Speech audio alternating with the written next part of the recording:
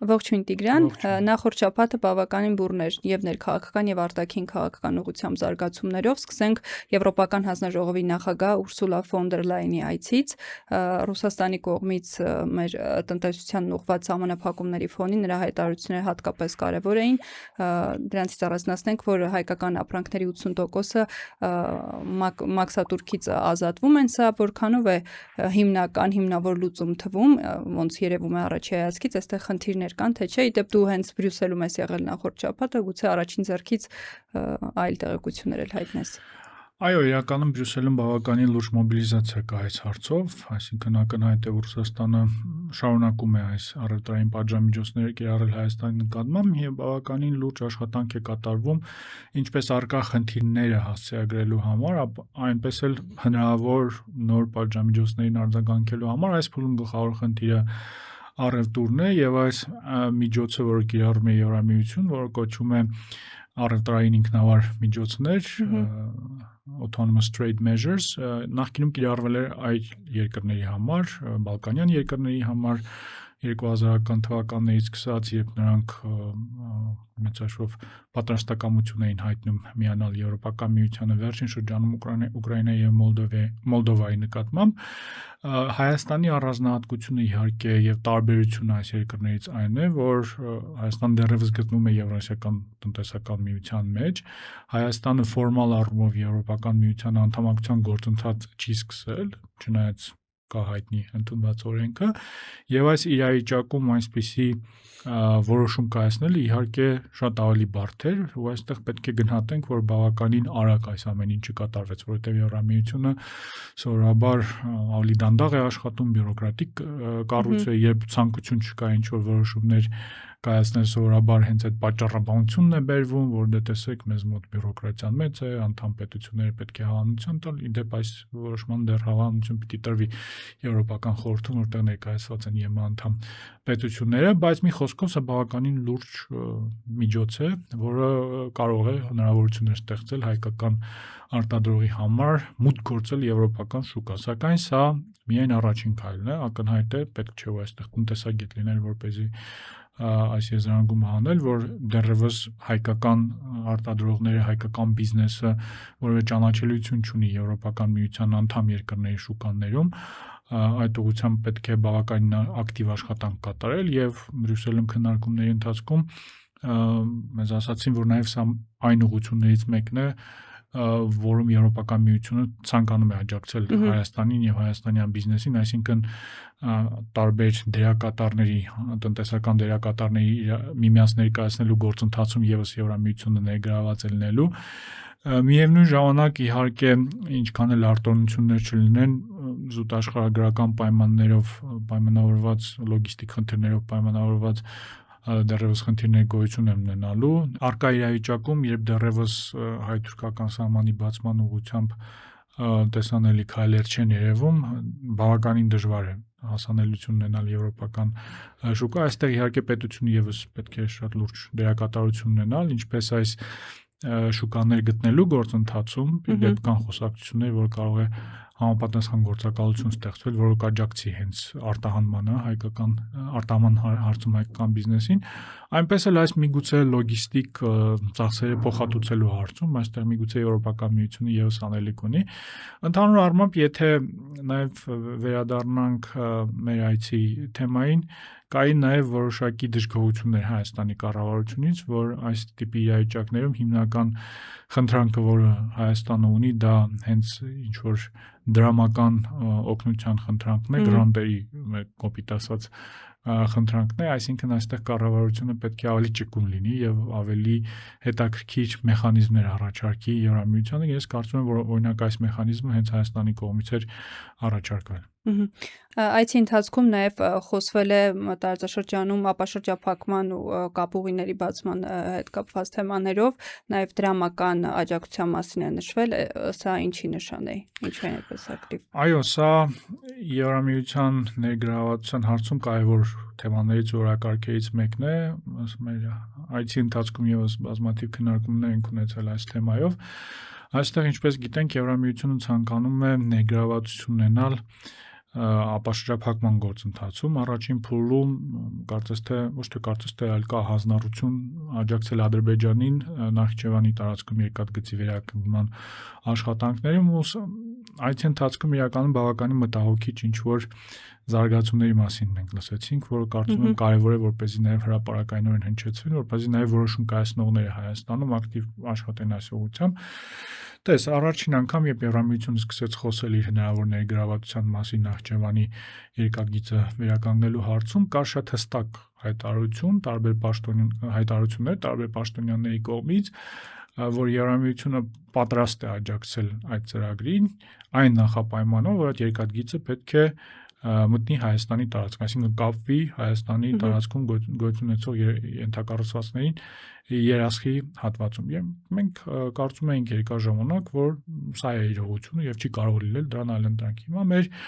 հանդիպումների ընթացքում, այդ թվում նաև Եվրոպական հանձնաժողովի տարբեր կառույցների ներկայացուցիչների հետ պարզ դարձավ, որ դիտարկում են այլ սցենարներ եւս։ Նախիջևանի երկաթգծի կառուցման հարցում հիմա տեխնիկական այդ հնարավորությունների ուսումնասիրություն է իրականացում, այսպես կոչված feasibility study անգլերեն, ու տարբեր կառույցներից մենք տարբեր ազդակներ ենք ստանում այս հարցում։ Օրինակ, պաշտոնյաներից մեկի հանդիպման ժամանակ նշվեց, որ դե տեսեք, կա այս feasibility study-ն, այսինքն ուսումնասիրվում են տեխնիկական հնարավորությունները, եւ այս ուսումնասիրության արդյունքում է որոշում կայացվելու, թե արդյոք այդ Նախիջևանի երկաթգիծը մտնելու է Հայաստանի տարածք, թե միանալու է, թե խոսքը Եվրամիության աջակցությամբ ծրագրի մասին է, թե գնալու է դեպի Թուրքիա, որտեղ ապագայում կապվելու է Թուրքիայի կողմից նախաձեռնված այդ Kars Dilucu երկաթգծին։ Եթե այս երկրորդ տարբերակը տեղի ունենա, այսինքն եթե ինչ-որ տնտեսական հիմնավորումներով, մասնավոր հատվածի շահերից բխող բացատրություններով, որոնք բերվում են այդ հանդիպումների ընթացքում, երկաթգիծը կապվի Թուրքիային, այլ ոչ թե Հայաստանին, ապա դա ամբողջական ֆիասկո կլինի ոչ միայն ապաշրջափակման հեռանկարների համար տարածաշրջանում, այլև TRIP ծրագրի լեգիտիմության համար ու նաև մեծ հաշվով կասկածի տակ կդնի խաղաղության հեռանկարները Հարավային Կովկասում, որովհետև այդ ծրագիրը, ինչպես գիտենք, շրջանցում է Հայաստանը եւ մեկուսացնելու է Հայաստանը, շարունակելու է մեկուսացնել Հայաստանը, խոսքը Kars Dilucu-ի մասին է, տարածաշրջանային գործընթացներ։ Եվ եթե Եվրամիությունը իր սեփական միջոցներով հանձն առնի ֆինանսավորել թեկուզ փոքր հատվածը Նախիջևանում, որը կկապի այդ երկաթգծային համակարգը ոչ թե Հայաստանի հետ, այլ Թուրքիայի հետ, դա կարծում եմ լուրջ ձախողում է լինելու եւ աղետ է լինելու եւ Եվրամիության նաեւ վարկանիշի տեսանկյունից լուրջ խնդիրներ են լինելու Հայաստանում։ Հայաստանն այստեղ ինչ ունի անելու։ Տես, մեկ այլ կառույցում մեզ նշեցին, որ իրականում մեկը մյուսին չի բացառում, որ կարող է լինել եւ կապը Թուրքիայի հետ եւ կապը Հայաստանի հետ, բայց նույնիսկ այս պարագային, եթե Եվրամիությունը ֆինանսավորում է այդ կապը Թուրքիայի հետ, մեծ հաշվով տնտեսական առումով այդ ուղին, այսինքն Kars Dilucu ուղին, կարծում եմ շատ ավելի մրցունակ է լինելու եւ Հայաստանը դժվար թե կարողանա մրցակցել այդ ճանապարհի հետ, եթե Թուրքիան հիմնական որպես երթուղի դիտարկում է դա եւ չի դիտարկում Հայաստանի տարածքը օրինակ առևտուր իրականացնելու համար, բոլոր այն խոսակցությունները, որ TRIP-ի իրագործմամբ Հայաստանը դառնալու է միջանցքի մաս, պարզապես իրականություն չեն դառնալու, լինելու է միայն այդ 42 կիլոմետրանոց հատվածը, որից շատ օգուտ Հայաստանը չի ստանալու, այսինքն այս գործընթացները կարող են նպաստել Հայաստանի մեկուսացմանը։ Այդ առումով իհարկե Հայաստանը պրոակտիվ աշխատանք պետք է կատարի, ոչ միայն Նախիջևանի հատվածի վերաբերյալ Եվրոպական միության ներգրավվածություն, այլ նաև այդ ավելի խոշոր ծրագրի մեջ Kars Dilucu մենք մեր կենտրոնում վերջին օրին փորձում ենք հասկանալ այն բոլոր դերակատարներին, ովքեր ներգրաված են այս ծրագրի ֆինանսավորման մեջ, բազմաթիվ իրականում եվրոպական դերակատարներ կան, այդ թվում նաև եվրոպական տարբեր երկրների պետական մարմիններ, որոնք հրապարակայնորեն խոսում են Հայաստանին աջակցելու մասին, տարածաշրջանում խաղաղության կարևորության մասին, այս ծրագիրը այդ բոլոր գաղափարների դեմ է։ Այդ առումով սա կարելի է համարել մեր այցի գլխավոր այդ մտահոգիչ դիտարկումը, որը իհարկե պետք է ուշադրության կենտրոնում պահել։ Այս ֆոնին հետաքրքիր է նաև Նիկոլ Փաշինյանի այցը Ռուսաստան, հատկապես տնտեսական հարցերով է քննարկում տեղի ունեցել։ Քո կարծիքով նման հնարավորություն, երբ որ Հայաստանն արդեն ունի, Ռուսաստանը ինչպես է դրան արձագանքելու եւ ԵԱՏՄ-ում առհասարակ մեր գործողությունները ինչպիսին են լինելու։ Այս ինչպես եւ ենթադրում էինք, Հայաստանի կառավարությունը ընտրություններից հետո ինչ որ քայլեր է ձեռնարկում այս արկա ճգնաժամը Ռուսաստանի հետ մեղմելու համար։ Այն հանգամանքը, որ հանդիպումը Միշուստինի հետ էր եւ քննարկվում էին առևտրային հարցեր, չնայած ուղիղ տեքստով դրա մասին չխոսվեց, բայց Նիկոլ Փաշինյանը խոսեց խնդիրների մասին, եւս վկայում է դրա մասին։ Կարծում եմ այս փուլում, ինչպես նախկինում նշում էինք, գլխավոր խնդիրը կապված է լինելու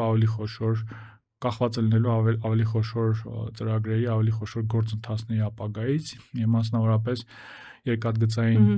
համակարգի ապագան, իդեպ վերադառնալով նաև Եվրոպական միության ներգրավվածության հարցին, այս հարցը եւս կարմիր գծով ընթանում է բոլոր քննարկումներում։ Եվրոպական միության տարբեր ներկայացուցիչներ խոսում են այն մասին, որ Եմեն չի կարող ֆինանսավորել ինչ որ ենթակառուցվածքների վերանորոգում կամ կառուցում, որոնք կարող են օգուտ տալ Ռուսաստանին, բայց վերադառնալով արդեն Ռուսաստանի թեմայից, կարծում եմ օրինակ այս հարցից է կախված լինելու, թե ինչպիսի ուղղությամբ են հարաբերությունները շարունակվելու, այս փուլում կարծես թե Մոսկվայի կողմից ինչ որ դիրքորոշման մեղմացում չի դիտվում, բայց տեսնենք եւ հետևենք նաեւ Հայաստանի հետագա գործողություններին, ես ընդհանրում եմ, որ ինչ որ հարցերով ստիպված է լինելու կառավարությունը զիջումների գնալ, թեկուզ ինչ որ սիմվոլիկ հարցներում,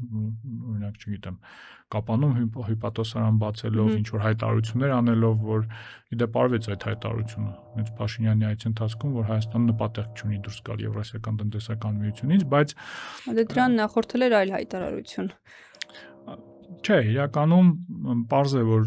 նախընտրական փուլում իհարկե այդ արևմտյան մերձեցման թեման օգտագործում է նախընտրական նպատակներ, բայց Հայաստանը մինչ այսօր երբևէ չի հայտարարել պաշտոնական մակարդակով, որ պատրաստվում են լքել Եվրասիական տնտեսական միությունը, միակ հայտարարությունը այն մասին էր, որ ապագայում որոշում կկայացնենք դրա մասին, ինչը չի ընդունում ռուսների կողմից։ Այստեղ կարծում եմ արկա խնդիրներից բացի, առևտրային խնդիրներից բացի, շատ ավելի կարևոր թեմա է Հայաստանի էներգետիկ կախվածությունը Ռուսաստանից, եթե առևտրի հարցում տեսնում ենք, որ Եվրամիությունը փորձում է ինչ-որ միջոցներ ձեռնարկել այդ վնասը չեզոքացնելու համար, նույն գազի հարցում շատ այլ ընտրակներ չկան, ու այս ընկալումը կա նաև Բրյուսելում, եւ Բրյուսելում նաև ինչ-որ ակնկալիք կա, որ Ռուսաստանի հետ նույն գազային հարցերով եւ այլ հարցերով Հայաստանը կկարողանա ինչ-որ համաձայնության գալ, որովհետեւ տարվա վերջ գազի գնի շուրջ բանակցություններ լինելու եւ Ռուսաստանը եթե այս լծակը օգտագործի մեծ հաշվով լուրջ լուծումներ Հայաստանը եւ Հայաստանի արևմտյան գործընկերները այս հարցում չունեն, սա կարող է բավականին լուրջ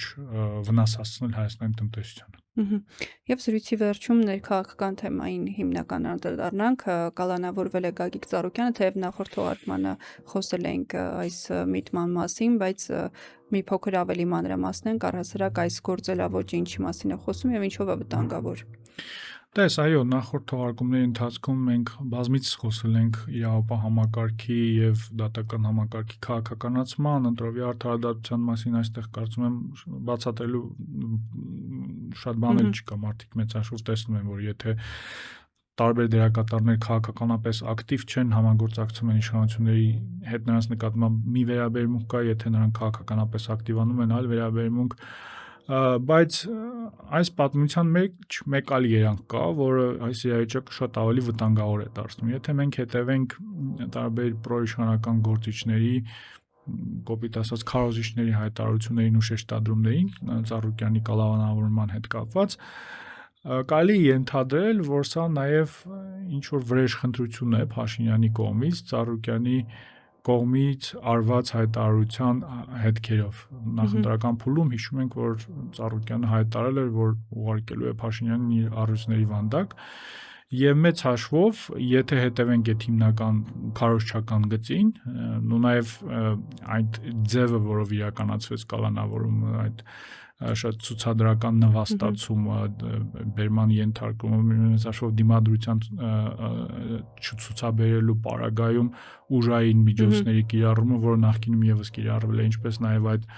առյուծների առգրավումը եւ այլն, սա ցույց է տալիս, որ մենք գործ ունենք մի իրավիճակի հետ, երբ պետության ղեկավարը մեծ հաշվով իրավապահ համակարգը դարձել է իր սեփական վրեժխնդրության գործիչ, այսինքն ինչ-որ խնդիրներ ունի տարբեր մարդկանց հետ,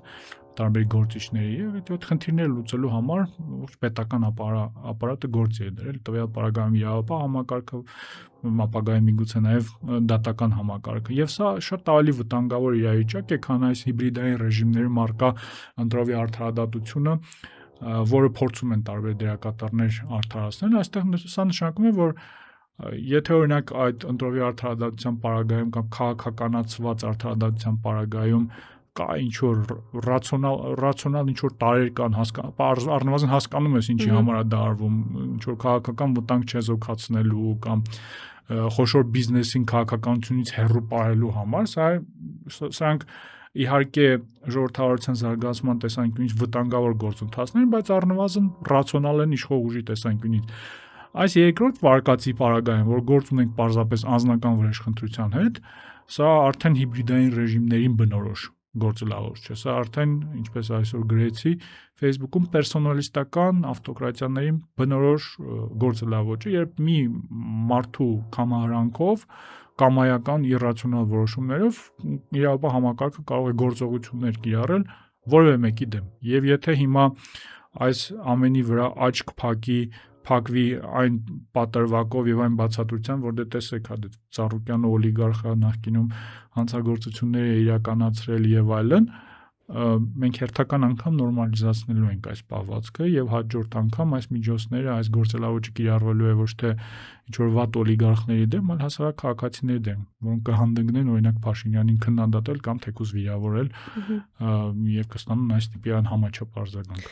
Իսկ ինչ ես կարծում ես ամեն ինչը շարունակական է լինելու այս հաշվեհարդարը Փաշինյանի արդյոք մյուս քաղաքական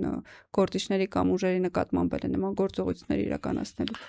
Այո, կարծում եմ այս իրավիճակի հետաքրքիր ասպեկտներից մեկը նաև այն է, որ իշխանությունը մեծ հաշվով չի թաքցնում, որ այս գործընթացը ուղղորդվում է հենց իրենց կողմից, հիշում ենք, որ Փաշինյանը ընտրությունների վերջին օրերին ընտրություններից հետո հայտարարում էր, որ հաշվեհարդար է տեսնելու իր բնորոշմամբ պատերազմի եռագլուխ կուսակցության ղեկավարների, ներկայացուցիչների նկատմամբ եւ Ծառուկյանը այս գործընթացում կարծես թե առաջին զոհն է։ Ընդհանուր առմամբ նաև հաշվի առնելով այն հանգամանքը, որ ուժեղ արձագանք չկա այս գործելավոճին հասարակության կողմից ու նաև այն, որ կան դերակատարներ, որոնք իրենց ներկայացնում են որպես քաղաքացիական հասարակության ներկայացուցիչներ, որոնք ակտիվորեն նորմալացնում եւ արդարացնում են այս գործընթացը, կարելի է ենթադրել, որ իշխանությունը իհարկե հակված է լինելու շարունակել օգտագործել այս գործիքակազմը, ինչը վտանգավոր է, որովհետև ինչպես արդեն նշեցի, եթե որևէ գործիքակազմ, որևէ գործելավոճ, ապօրինի գործելավոճ, հակասահմանադրական գործելավոճ նորմալացում է, քանի որ այն կիրառվում է մեզ համար անընդունելի դերակատարների դեմ, ապա վաղ դա արդեն կիրառվելու է մեզ դեմ կամ մեր գործընկերների եւ այլ իշխանության այլ քննադատների դեմ։ Շնորհակալ եմ Տիգրան։ Ես եմ շնորհակալ։